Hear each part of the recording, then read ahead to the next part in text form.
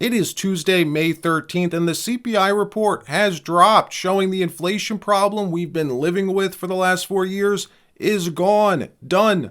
We have hit the Fed's 2% target. Markets taking off like a rocket ship, and the president, he's not done yet, flying to Riyadh this morning, announcing and signing a major win for the American worker. We're going to show you.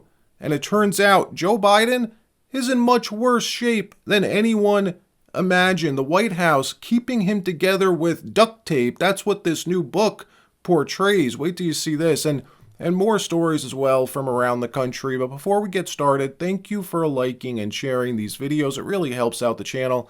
And consider subscribing so you don't miss these regular updates.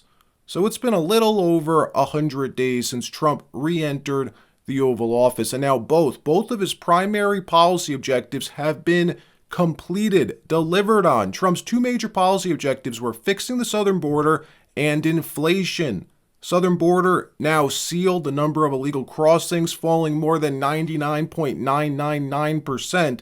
And now this morning we learn inflation officially reaching the Fed's 2% target. April CPI report dropping this morning, shocking markets, coming in well below expectations. The annual inflation rate hitting 2.3% in April, the lowest since 2021, and breaking right through expectations. Core CPI, the preferred measure the Fed watches, also falling back to 0.2% for the month. Top line falling to 0.2% as well, putting the 12-month number, the 12-month inflation rate, at just 2.3%, the lowest since February 2021. Egg prices tumbling, falling 12.7 again last month. Even CNN being forced to admit that inflation's basically solved, hitting its lowest level in years. Promises made, promises kept. Roll the tape. The opening bell just rang moments ago on Wall Street, and investors are responding to brand new inflation numbers. You see a little bit of a mixed bag there. NASDAQ up, S&P up, the Dow down just by a bit. But there is new data that just landed from the Labor Department showing inflation year over year actually slowed to the lowest annual inflation rate since February of 2021. CNN, Zane Asher, wearing the color of money this morning for us. What can you tell us about that? Doing that, by the way. You do. You're the money lady. You got to. U.S. inflation slowing, I should say, to its lowest rate in more than 4 years. That, according to April's Consumer Price Index report. It's an unexpected and very welcome development that's defying economists' expectations amid President Trump's ongoing trade war. Trump posting on Truth Social this morning, no inflation, and prices of gas, energy, groceries, and practically everything else are down. The Fed must lower the rate like Europe and China have done. What is wrong with too late Powell? Not fair to America, which is ready to blossom. Just let it all happen and it will be a beautiful thing. Now, is it fair to give Trump credit for fixing this inflation mess?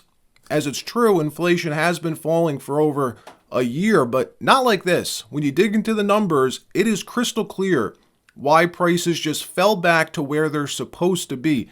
Energy prices falling through the floor, folks. The price of oil, natural gas, all petrochemicals down bigly. Yeah, the smoke was much worse than the fire. I think we were all expecting a jump in inflation. A big part of that was the dropping gasoline prices. This is very significant for households. That's one of the biggest expenses we have on a week-to-week basis. That drop in gasoline and energy prices, a big deal in keeping inflation in check. And it is in the sweet spot right now, between 2 and 2.5%. This is just where the Federal Reserve likes it. This economy right now seems like it's going to be all right when we have that tariff pause right now. We'll see how things play out over the next 90 days with some of those other tariffs coming into play in the next few weeks. But right now, this is kind of a sweet spot for inflation. Gas down 12% year over year. Oil down 9.6%. Airfare, therefore, dropping 7.9%. Propane, kerosene, firewood down 5.6%. That's the core energy, folks. Public transportation, in effect, down 5.6%. Why is that? Because of energy. Energy overall down 3.7%. Major appliances down 3.6%. Vegetables down 2.9%. Hotels down 2.3%. Car rentals down 2.1%. The national average for a price of gas right now in this country hovering around $1.98 a gallon. Now, in certain states, it's going to be higher, but the average, the national average, around $1.98. I know if you're on the West Coast, it's probably much higher, but we're talking the average price for a barrel of gas. When energy falls, everything else falls with it. The entire world running on energy. High gas prices equal higher prices for everything else. So yes, Trump deserves huge credit in solving this. Additionally, markets now rebounding again on April 4th. CNBC's Jim Cramer warning of a 1987 Black Monday style crash. Remember that? Urging his viewers to sell. Watch. The president doesn't try to reach out and reward these countries and companies that play by the rules in the 1987 scenario, the one where we went down 3 days and then down 22% on Monday, has the most cogency. We will not have to wait out too long, will we? We'll know by Monday. Fortunately, we had an excellent set of employment numbers today. At least it makes it less likely a crash will necessarily lead to a recession. But if President Trump stays intransigent and does nothing to ameliorate the damage that I saw these last 2 days, I'm not going to be constructive here. I will contain my anger, but only because I lived through 87, and in the end, I came out okay. I was in cash for the crash. I know what this feels like. Oh, and if Europe moves against our fabulous tech companies next week, then I will be furious. That I promise you, because it should not happen. And it wasn't only Cramer. Corporate media spending weeks fear-mongering the American public into selling their investments. Even big investment banks became panicins.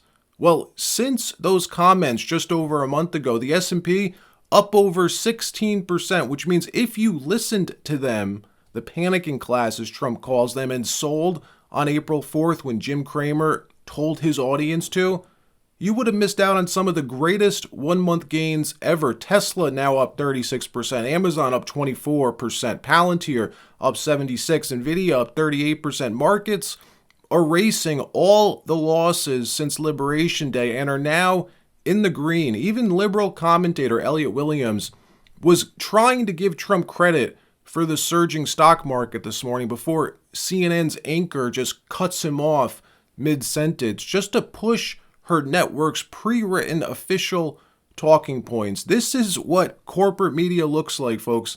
You can't make this up. Watch.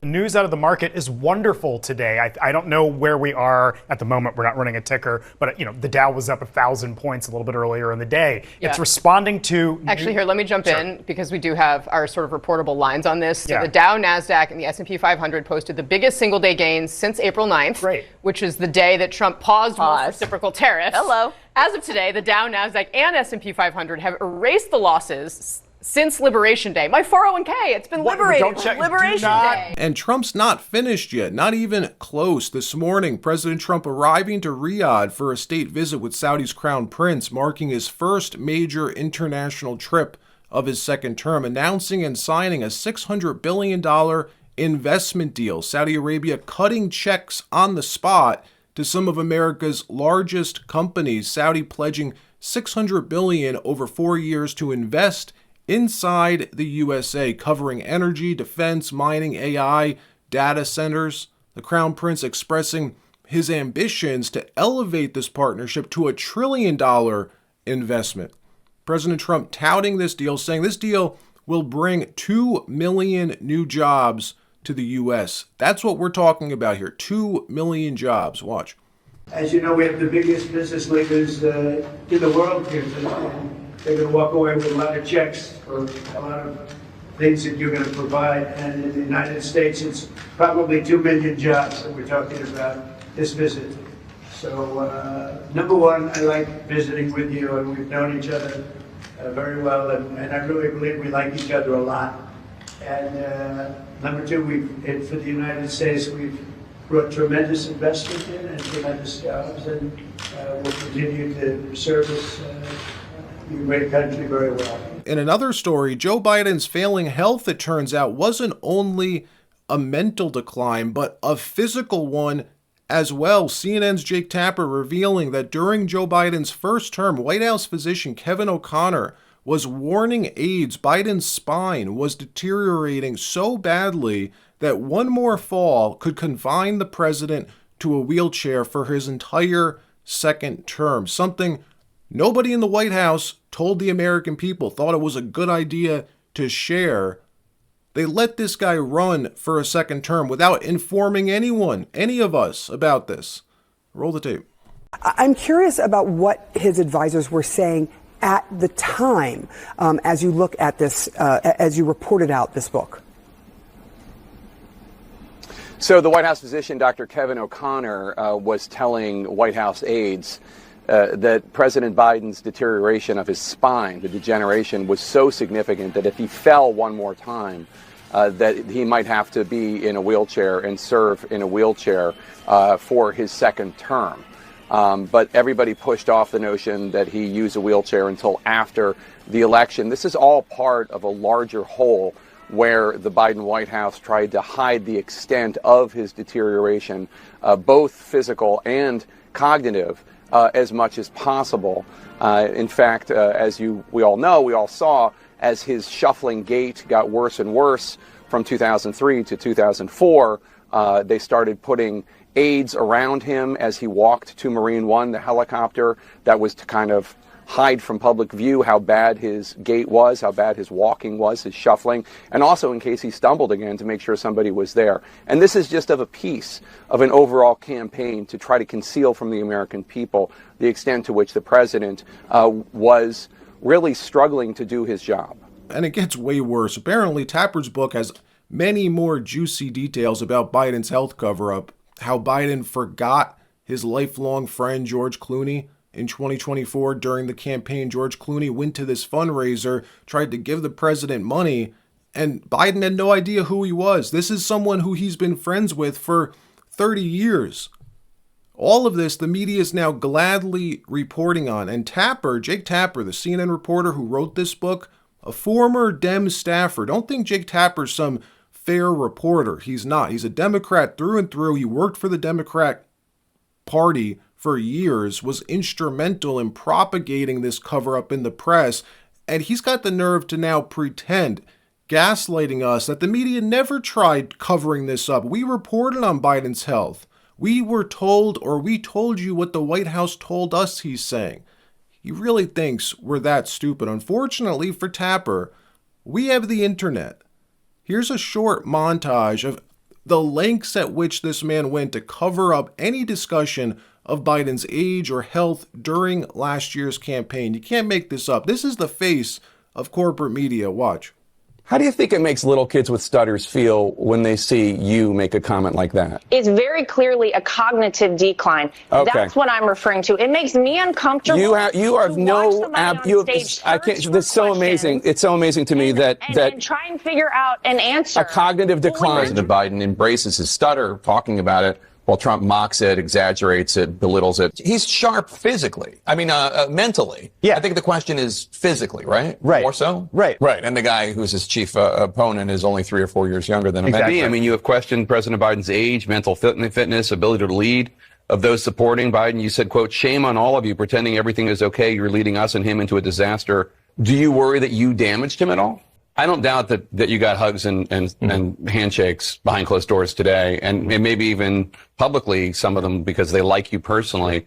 But I've heard a lot of really nasty stuff about you from your Democratic colleagues. Sure. I mean, just like, what is he thinking? Exercise in narcissism. I mean, false claims to the Wall Street Journal about President Biden's mental fitness and acuity. He's 81, and his memory, it doesn't seem great. It's not horrible, but I don't understand the outrage. Quote, behind closed doors, Biden shows signs of slipping, unquote. The Wall Street Journal is owned by News Corp, which is run by the Murdochs.